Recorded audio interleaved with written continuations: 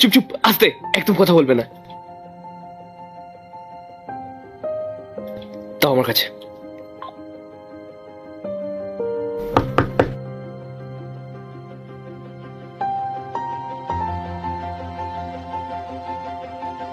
দেখবে মেঘা, তোমার দাদা বৌদি সারপ্রাইজটা পেয়ে না খুব খুশি হবে।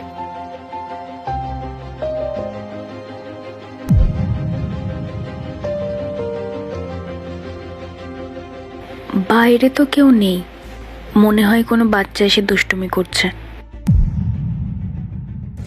কি ব্যাপার গো, বৌদি এরকম শাড়ি পরে রয়েছে কেন? মনে হয় পাওনাদাররা এসেছিল।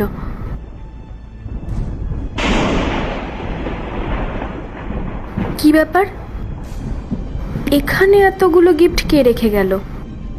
মনে হয় আশেপাশের কোনো লোক রেখে গেছে আমাদের সাথে মজা করবে বলে। এগুলো নিশ্চয়ই ফাঁকা প্যাকেট, আর গরিব মানুষদের সাথে সবাই এভাবেই মজা করে। কি ব্যাপার রাহুল, বৌদি এমন ভাবে কথা বলছে কেন?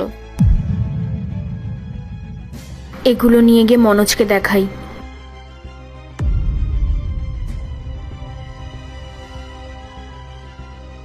মেঘা, এসব কি হচ্ছে?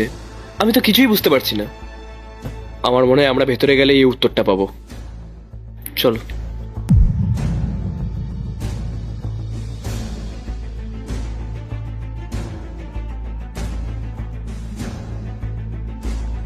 কি ব্যাপার জিয়া, কে এসেছিল আর এতগুলো গিফট?